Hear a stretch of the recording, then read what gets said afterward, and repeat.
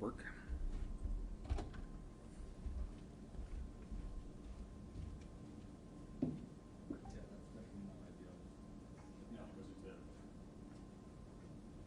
They kept it up, so we'll have to ask how they do it PRTC. They kept it up all day. Probably some settings. Probably have to dive into the settings somehow. Yeah, we can do that. It's just new toys, so you have to learn. It sucks because tech stuff, as soon as you get new stuff, you gotta figure out what it works. Yeah, it's one of the quirks we figured out. Yeah. And everything manual. No. Didn't. Yeah, it's fun manual. Literally listen. Thanks.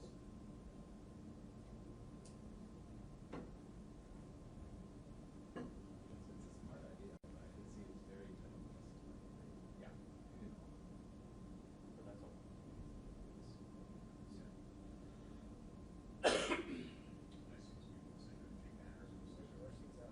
Sorry, I don't want to stay there. Yeah. When the new sector, the new system will be at the top of it, so the new system can keep it on correctly, and you'd actually probably be able to switch anything on it with that. So like it would be.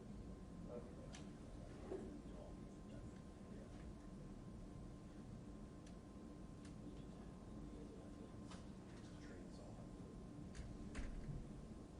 After you guys figure out.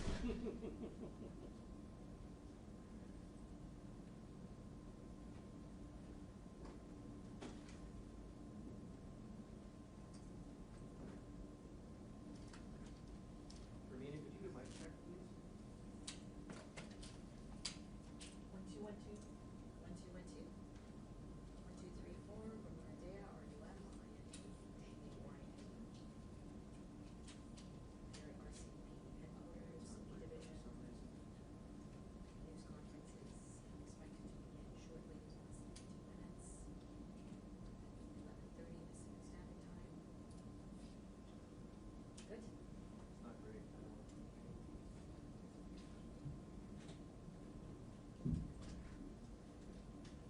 Battery? I can put rid of that.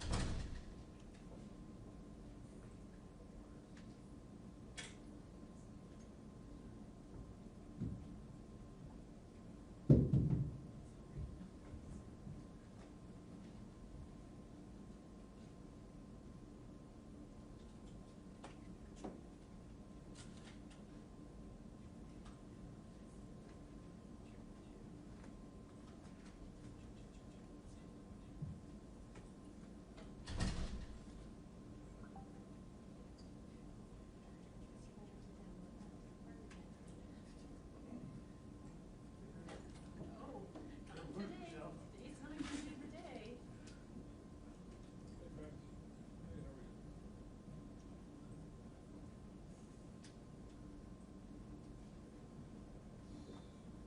Somehow it works fine now, Chris. Just gotta figure out this.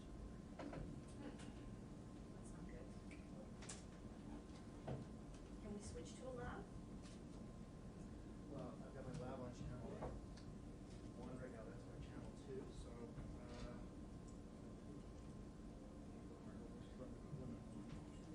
Did you need your pin back? I can take it out of the way.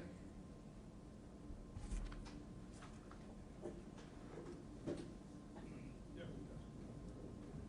My press release from last year. Oh, But they're still being used. Go ahead, Steven. No, I can hear the director. I just don't know if they can hear me. And I need to know if they want me to shoot the screen too.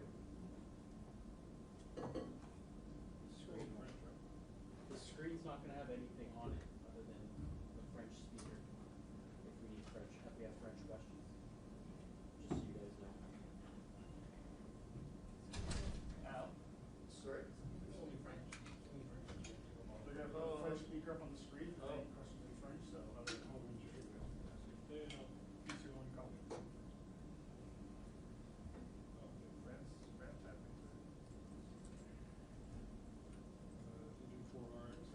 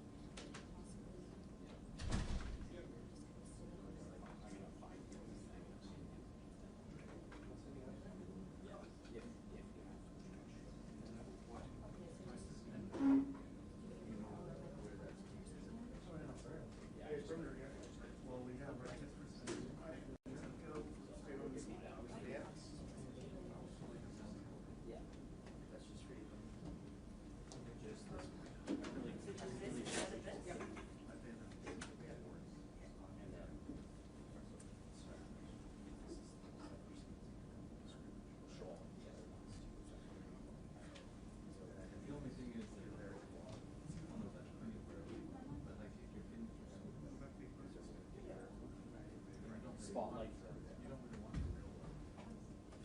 So yeah, I would spotlight for everyone. But then people would, as you read, no people want to see it. Just the French speaking. Can you count to 10? So, but then other than that, 1, 2, 3, 4. yeah, that's all. Then I'll spotlight just Sit in front of the camera. yeah, speaking French. Other than that, it will just be I'll spotlight the professionals. Like, so I'll spotlight myself when it starts or French question spotlight. So I'm just pinning him so I can see him spotlight. Yeah, I will. I'll Fix put it it outside. on live, so they, can you do 2-minute warning? I will do what I can. Just want to check outside. I know we're not up yet, but. No. Set. I can see if they're milling around.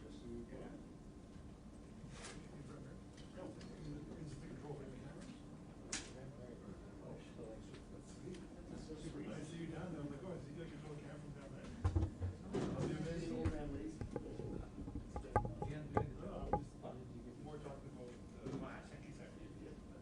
Well, you know, the Sony's do. double camera. Like my stuff, you can do it on your iPhone. Yeah. So I put it on a big monitor, if I'm shooting. Not saying it. Adjust everything.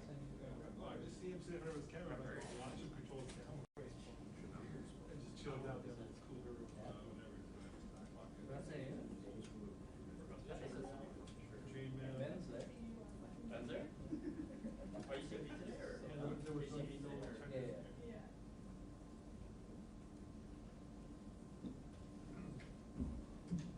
Al. You're Al.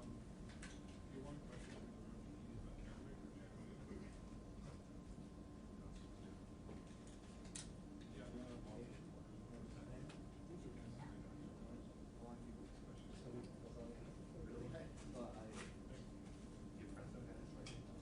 Oh, yeah.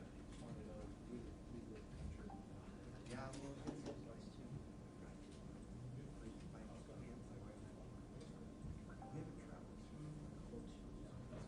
we're on.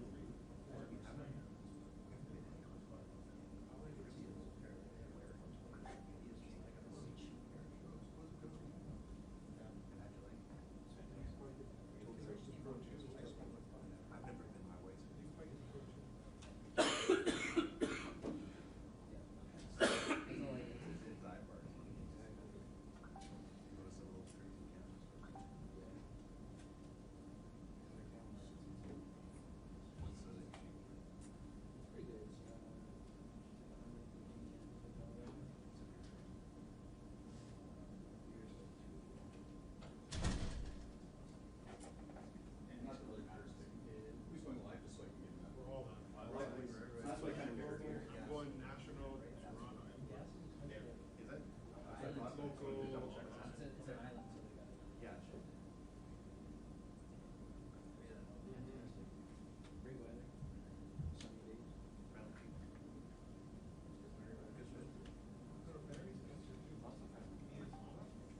Well, it's like,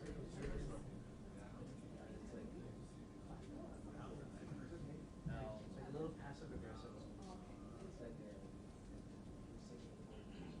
Yeah, no, I've heard that. I've heard that a lot of places.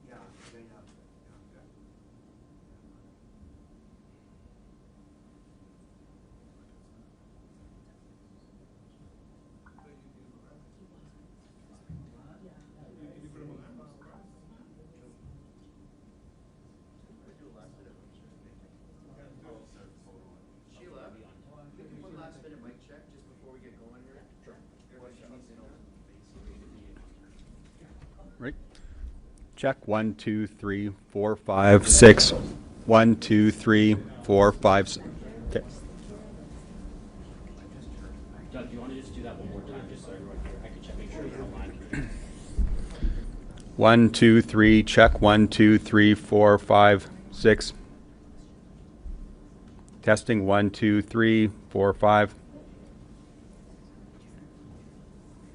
Okay, it's popping up. No one's complaining they can't hear, so. Okay. You can assume they can. Like you can actually hear me.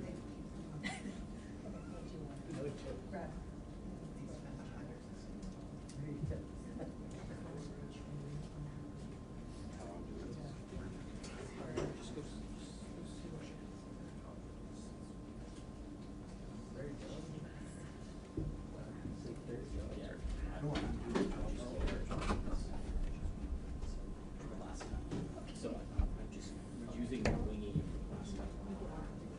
I winged it last time, so. Basically. So you go. So, just,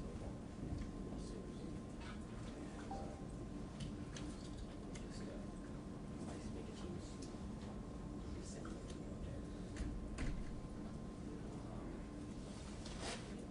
And then I just tell everyone.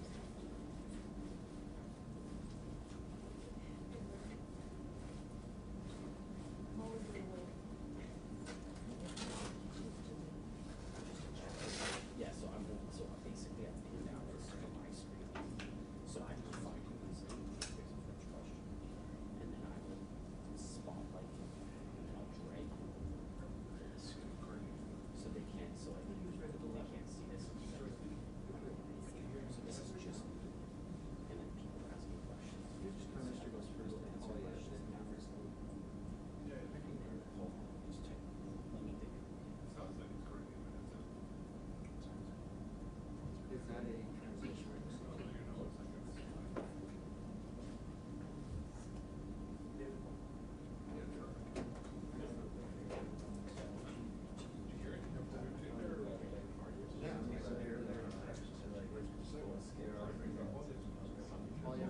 Is it NBC?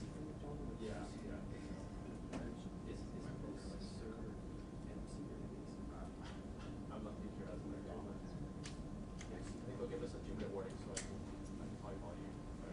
Just in a moment here, I'll give you guys a quick heads up when everything's fine. Okay. Bye. So Speaker right now. only by checking it out. That was open that night. It's going to be 5,000 there. That's seen, but it's very clean.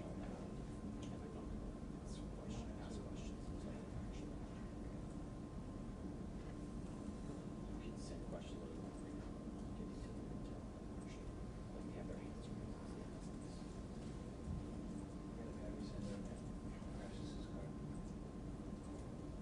raised. I thought maybe they had a question.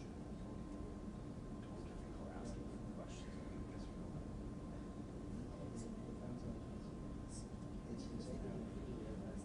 That's on my two, and then these are the speakers for comments.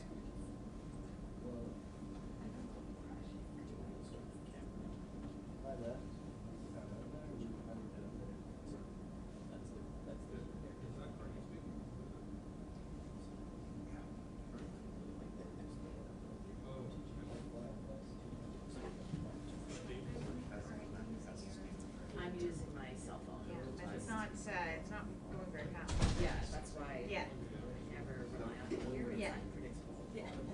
Called us last night, something different.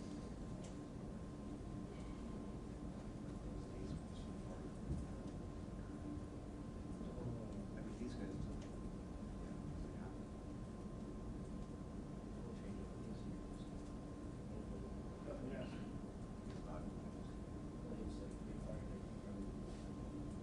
Yeah.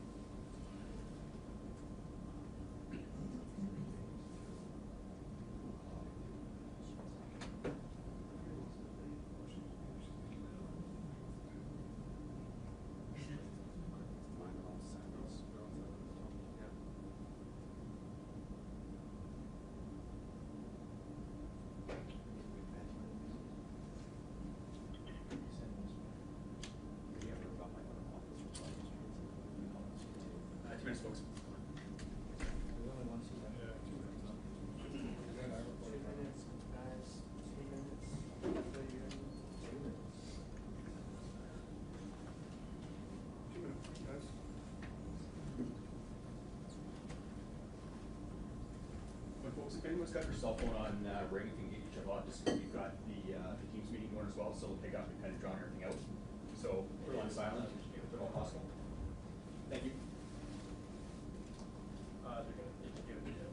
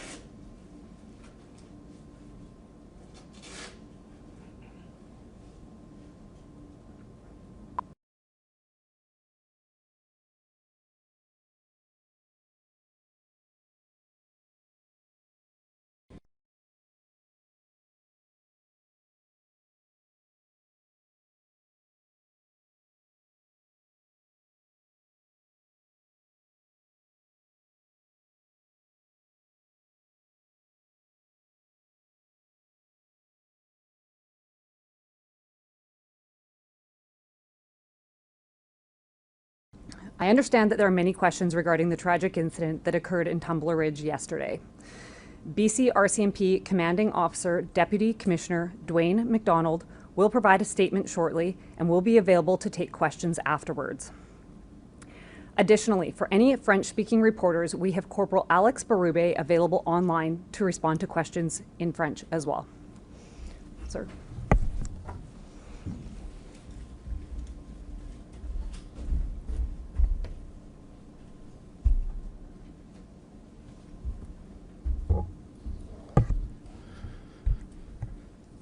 Good afternoon, good morning, everybody.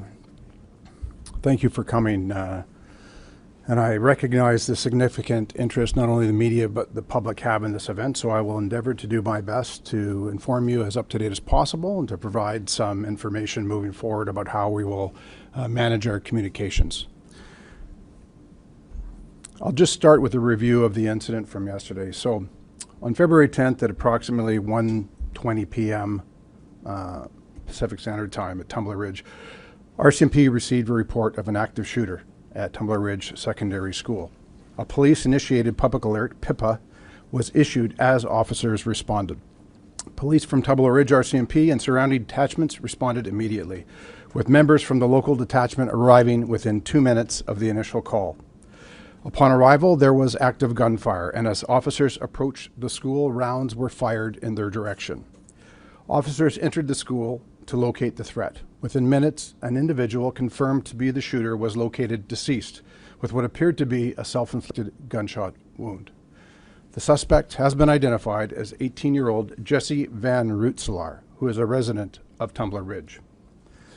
2 firearms, a long gun and a modified handgun, were recovered by responding officers. Determining the origin of these firearms and what role they played in the shootings remains a significant part of the active and ongoing investigation. Multiple victims were located throughout the school, along with approximately 25 individuals with possible injuries. Once it was determined to be safe, officers evacuated over 100 students and faculty to a local community center, while police continued to assess whether any ongoing threats remained. Those with potential injuries were transported to the local medical clinic for triage and assessment, and 2 victims with significant injuries were transported to hospital via air ambulance. Following a medical assessment of the individuals, no discernible physical injuries were identified for those that remained at scene. I'd like to correct some information that was shared yesterday and to clarify that 9 people in total are deceased as a result of this incident. Initially, it was believed that one of the victims, a female with significant injuries, who was transported from the scene by our members and then transitioned to paramedics, had succumbed to her injuries. Police have since confirmed that is not the case. She is alive and was one of the 2 female victims that were airlifted to hospital. Both of those victims remain in serious condition.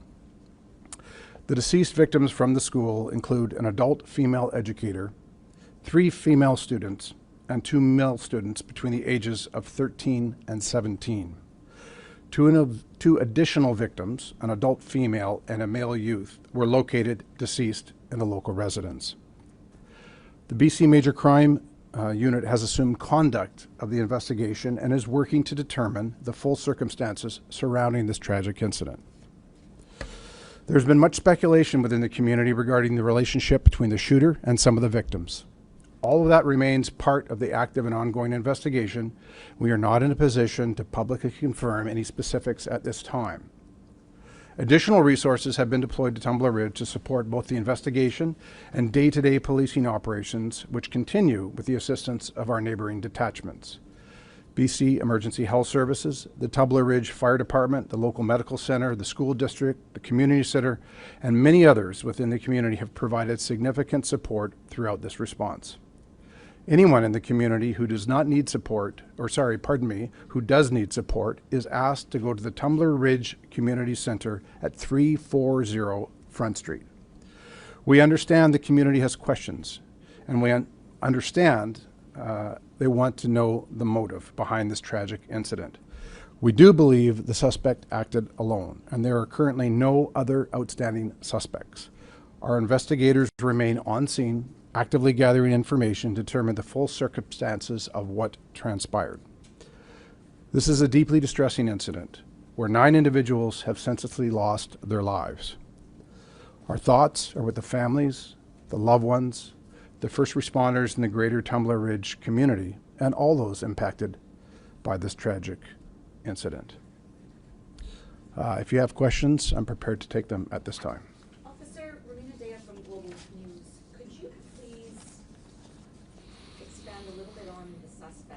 Was he known to police? Were there any red flags regarding his mental health? So a suspect is identified as an 18-year-old female by the name of Jessie. We have a history of police attendance at the family residence. Some of those calls were related to mental health issues. Could you spell the suspect's name, please? Yes. The first name is spelt Jesse. The surname is spelt capital VAN, then space, capital ROOTSELAAR. Were the 2 victims found at the residence where the suspect lived? Yes. And why can't you elaborate on the relationship between the victims and in that residence and the suspect? I can't elaborate on that. So it is believed the victims of that residence and the suspect are family members. Can you say what parent, sibling, what relationship that is? Yes, the female adult victim is the mother of the suspect, and the youth male is the brother of the suspect, or stepbrother. Can you expand, you talked about the history of mental health with this female suspect. Could you expand on that? I'll give you perhaps remaining some general comments on that. Police had attended that residence on multiple occasions over the past several years, dealing with concerns of mental health with respect to our suspect. I can say that on different occasions, the suspect was apprehended for assessment and follow-up. So apprehended under the Mental Health Act? Yes. Taken to hospital? In some circumstances, yes. Any indication whether or not the suspect was receiving any help for their mental health situation regarding counseling, any of those services that are involved? I don't have that information at this time if the suspect was currently receiving care. I don't have that information at this time. Any of the interactions with police, did any of them have to do with weapons? Yes. In particular? Yes. Could you expand on that, please? I will say that, again, I'm not trying to be too circumspect, but police have attended that residence in the past, approximately a couple of years ago, where firearms were seized under the criminal code. I can say that at a later point in time, the lawful owner of those firearms petitioned for those firearms to be returned, and they were. Were criminal charges laid in relation to those firearms? No. What firearm with FYI media? My question is, we've heard all around the world reports coming out from different media, not local but world, and we've heard people from Tumblers Ridge, actually people that know the shooter, and they are all saying that this person is transgender. Why is the RCMP not speaking to this? Why are we hiding this from the public? Well, first off, thank you for your question. We're not hiding it. In fact, you're the first media to ask the question. I will say this. We identified the suspect as they chose to be identified in public and in social media. I can say that Jesse was born as a biological male who approximately, the information that I have, approximately 6 years ago began to transition to female and identified as female both socially and publicly. Unfortunately, we've heard a lot of transgender as mass shootings. Do you think there's a correlation here? It's too early to say whether that has any correlation in this investigation. I think it's important to recognize that this investigation is still in its infancy. We have scenes still locked down, the school and the residence, while we execute search warrants and gather further evidence and talk to witnesses that may have further evidence for police. Can you tell us about the web TV? I'm just wondering, can you tell me when police, prior to yesterday, last in contact with Jesse? That's a good question. I probably have that answer somewhere here in my papers, but I believe we were there sometime last year. So nothing in the last few days? Nothing in the last few days, that's correct. Okay, and you talked about the guns that were Mhm. recovered. And can you say anything about who owned those guns, whether he had any So I will say this. I know the guns are of significant interest to everybody. Part of the reason we haven't identified the specific models of the firearms or ownership is because at this point in time, our investigators continue to pursue those leads. We want to make sure that the information we do provide is accurate. We want to ensure that we can identify properly the ownership of the firearms, how they were procured, whether they were lawfully owned, unlawfully owned, whether they were manufactured, and whether there could be any other parties to an offense that we are not yet aware of. So when we are able to release that information, we certainly will. he was quite young. Did he have a license to have that? I can say that she had a license that had expired. I believe it was in 2024. She did not have any firearms registered to her. Can you talk about, sir, any indication in the information you have regarding Jesse experiencing bullying at the school, any sort of difficulty at the school because of this transition from male to female? I do not have any information to suggest that was the case. I can say that Jesse dropped out of school approximately 4 years ago and was not currently attending the school. Sir, I have a question here from Jared from the Western Standard. They wanted to just know why we waited until now to confirm the identity of the suspect. It's a good question. I know it's one of concern, specifically with the speed of social media. I think it's important to recognize that yesterday, when we first provided a media availability, it was approximately 5 hours after the active shooter event. At that point in time, we were still trying to lock down locations. We had victims that we were evacuating. As you can imagine, the scene was quite chaotic with significant amount of trauma. And it's important for us, when we do release information, to get it accurate. I point to the case of now having to correct and say that there's only 9 deceased persons instead of 10.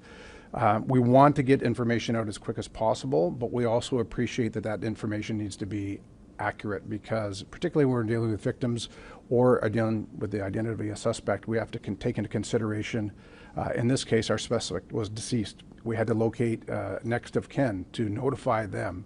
So I would hate, notwithstanding the public interest, I would hate for someone to find out that their loved one was deceased coming from our podium or coming from the news media in advance of being told in person.